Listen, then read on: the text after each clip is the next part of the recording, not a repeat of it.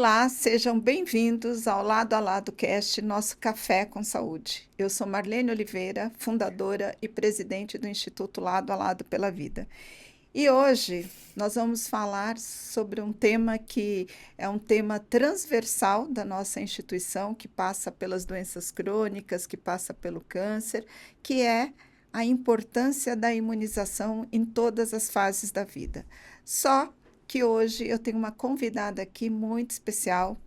Tudo o que eu sei sobre vacinas eu aprendi com essa mulher. E tenho certeza que você também vai se inspirar e que você também vai levar essa informação para outras pessoas. A minha convidada hoje é a doutora Ana Goretti. Doutora Ana Goretti, eu queria que você se apresentasse para a nossa audiência falando quem é a doutora Ana Goretti. Bom, eu sou Ana Gorete Calume Maranhão, sou pediatra, trabalho com vacinas e sou apaixonada por elas e principalmente pela vacina HPV. E se você aprendeu de vacina comigo, Marlene, eu te digo que eu aprendi com você a como a gente transmitir conhecimento, a como a gente sensibilizar as pessoas e a importância que tem hoje o trabalho dessas instituições como a sua, ah, em relação a todo o trabalho que vocês fazem com a comunidade. Para começar, Ana Goretti, eu queria que você falasse para a nossa audiência, de uma forma muito simples, qual a relação da vacina do HPV com o colo de útero, e daqui a pouco a gente vai falar de outras indicações aí também. Sim. Bom, eu não poderia falar da vacina sem antes falar o que é HPV. O HPV é um vírus, né, que está relacionado com é a doença sexualmente transmissível mais frequente em todo o mundo. Países desenvolvidos, países em desenvolvimento, e que está intimamente relacionado com alguns cânceres e com outras doenças, como a questão da verruga genital, né? Não existe hoje, Marlene, câncer de colo de útero sem a presença do HPV. Você vê a importância que ele tem nessa doença que ainda mata, no nosso país, cerca de 7 mil mulheres em idade fértil e que adoece cerca de 17 mil a cada ano, mulheres ainda jovens, né? Mulheres são as provedoras de casa, deixando essas que morrem, as famílias desamparo. Mas ele não afeta só as mulheres, ele também afeta os homens. Né? Ele causa 50% dos cânceres de pênis estão relacionados com HPV, câncer anal, tanto na mulher como no homem, o câncer de orofaringe também, que hoje, inclusive, o HPV é uma causa mais importante do que o próprio cigarro. Né? Ou seja, de fato, ele é algo que a gente tem que prevenir, tá? E a boa notícia que a gente sempre quis nós temos que ter uma medicação para prevenir o câncer, nós temos a vacina HPV. Previne a maioria, 98% dos casos de câncer de colo de útero são preveníveis pela vacina HPV. Tem uma coisa que me chama muita atenção nessa caminhada, que a gente sabe da importância da vacina, todos nós falamos sobre o tempo inteiro sobre isso, só que de repente a gente faz um trabalho maravilhoso, aí vem uma fake news e derruba tudo isso, né? E a gente tem que recomeçar. Como que você, ao longo de sua trajetória, eu sei que o tempo inteiro você tem trabalhado e atuado em combate às fake news, como que você vê hoje, quando a gente olha para as futuras gerações, como que a gente pode falar mais alto do que esses grupos que promovem essas fake news, esses grupos anti-vacinas, como nós, organização civil, e vocês profissionais da saúde, podem falar mais alto? Não, esse realmente é uma questão eh, muito complicada, porque depois da vacina de Covid, a vacina de HPV é a vacina preferida dos grupos antivacinas, né? Que criaram uma série de mitos, né? Que fazem um trabalho terrível em relação à saúde da população, que a vacina vai antecipar a vida sexual das meninas, quando a gente sabe que tem inclusive estudos dizendo mostrando que nada disso acontece, muito pelo Uhum. contrário, essas meninas que são vacinadas previamente são meninas mais conscientizadas, tá? Que inclusive não tem nenhum tipo de relação. Outros grupos dizem que essa vacina causa problemas cardíacos, problemas neurológicos, qualquer coisa é, eles colocam como causado pela vacina Uhum. HPV. Mas isso tudo faz parte daquilo que a gente fala de hesitação vacinal, que não é só a questão das fake news, que para mim é uma questão assim que eu acho abominável. Eu acho que pessoas que transmitem notícias que não são verdadeiras e que comprometem a saúde da população deveriam sofrer questões muito sérias, né? Porque Uhum. são pessoas que atrapalham, são pessoas que não contribuem para absolutamente nada. E, pasme, a gente tem muitos médicos hoje falando mal da Sim, vacina HPV, sim. né? E a gente sabe, e agora, novíssimo, a gente tem esse ano dois estudos absolutamente fantásticos. Vou me Uhum. demorar um pouquinho mais nessa resposta, Uhum. porque eu acho que ela está muito ligada à pergunta que você fez. A Uhum. gente tem um estudo publicado em 2025 que avalia o impacto da vacinação HPV na prevalência das infecções nesses 10 anos que nós temos da implantação da vacina HPV e também o impacto não só nas lesões cancerígenas, como na questão do SNIC3, né, que é aquela infecção intraepitelial mais Uhum. grave, Uhum. que com o tempo vai se transformar em câncer, mostrando, né, que essa vacina, mesmo com a cobertura que não está ainda ideal, ela teve um impacto tremendo na redução da incidência de novos casos de câncer no país, uma redução de 58% desses casos, tá? E de 64% dos NICs. Ou seja, as pessoas que falam dessa vacina, elas estão falando contra alguma coisa que vai prevenir o câncer nas nossos adolescentes e nos nossos adolescentes. Mas a questão da fake news não é a única, né, que leva as pessoas a deixarem de tomar e deixarem de levar seus filhos Uhum. para tomar a vacina HPV. Hoje a gente tem dois grandes problemas também acoplados a isso, que se chama acesso. O acesso na forma mais ampla é o Uhum. acesso da dificuldade do posto de vacinação, do Uhum. horário de funcionamento. A maioria das famílias, dos pais trabalham o dia inteiro, então não tem tempo de levar seus filhos. É a descrença dos próprios profissionais que dificultam Uhum. essa vacinação. Tá? Então, a questão do acesso é importante, o acesso tem que ser facilitado, principalmente para esse grupo etário, que a maioria são adolescentes. E adolescente, você sabe, se acha imortal, acha que não vai ter doença, e não Uhum. busca posto de saúde de forma nenhuma, muito menos para tomar uma injeção. Né? Uhum. Então, a gente tem que trabalhar essa questão do acesso com serviços de saúde que tenham mais tempo, mais criatividade, para a gente poder fazer com que esses adolescentes tenham uma adesão melhor a essa vacina. E outra coisa é a falta de informação que tem, não só as famílias, a gente sabe, principalmente em relação à vacinação do menino.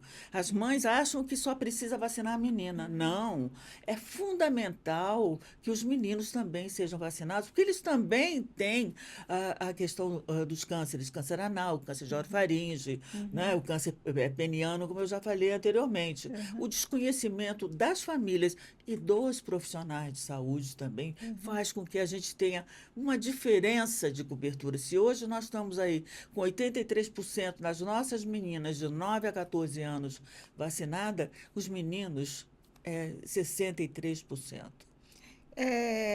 Eu lembro que quando a gente começou a trabalhar essa agenda da vacinação, né, para os meninos, né, eu muitas vezes fui lá no ministério falar com você, com a Carla, eh, e hoje eu ainda vejo muito mães que têm um casal, o menino e a menina, ela leva a menina para se vacinar e o menino não. Uhum, E eu queria muito que você falasse com essas mães, né, a uhum, importância de vacinar tanto o menino quanto a menina, uhum, né? Isso eu acho que é uma informação que ela é muito valiosa.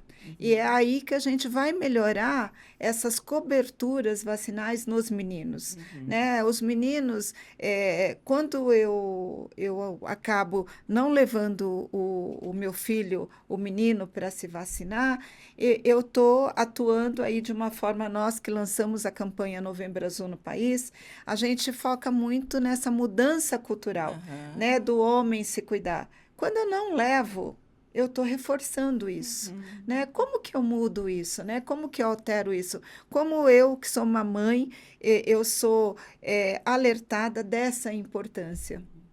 Não, essa é uma questão extremamente importante, Marlene. Eu acho que a forma que a gente tem é de convencimento, é de passar informação para essas mães, porque você bem falou, a menina, quando ela vai chegando na adolescência, já é costume das famílias levarem para a sua primeira consulta ginecológica. O menino não tem. O menino não tem essa questão de consulta no urologista ou no clínico, quando ele vai crescendo, se transformando num adolescente. Uhum. Então, a gente precisa informar a essa mãe que a infecção HPV é uma infecção que pode afetar a saúde do seu filho e lá no futuro ele ter um câncer de pênis, um câncer anal, um câncer de orofaringe, ele ter verrugas genitais, que é uma doença que não mata, mas é extremamente estigmatizante e Uhum. também de difícil e doloroso tratamento. A gente já tem alguns estudos, né, mostrando essa questão da importância da infecção HPV no menino, que eu acho que a gente pode Uhum. transmitir para essas famílias, mostrando que, de fato, isso não é discurso, é verdadeiro. A gente tem um estudo super interessante que chama RIM, que é um estudo que foi feito em conjunto com o Brasil, Estados Unidos e México para conhecer a importância da infecção HPV no homem, né? Uhum. E é impressionante, porque esse estudo mostra, de fato, que, primeiro, que de fato existe, é muito prevalente, tá? Principalmente homens que têm muitos parceiros, homem que a questão do fumo é uma questão também Uhum. que faz aumentar essa questão da continuidade da infecção HPV, porque felizmente, apesar de ser uma infecção muito frequente, ela, na grande maioria dos casos, o nosso sistema imunológico elimina. É, ela só vai ter perigo quando ela persiste. E para ela persistir, ela precisa ter alguns fatores. A questão da imunidade, a questão de doença, algumas doenças, a questão, como eu falei anteriormente, a questão do fumo influencia, a questão de múltiplos parceiros. O homem que faz sexo com homem é impressionante, ele tem 8 vezes mais chance Chance. da sua infecção evoluir para um câncer anal do que a população geral. Então, eu acho que a gente tem que dizer para essas mães: você quer que o seu filho tenha um futuro livre dessas doenças, você tem que vacinar, a hora de vacinar é agora.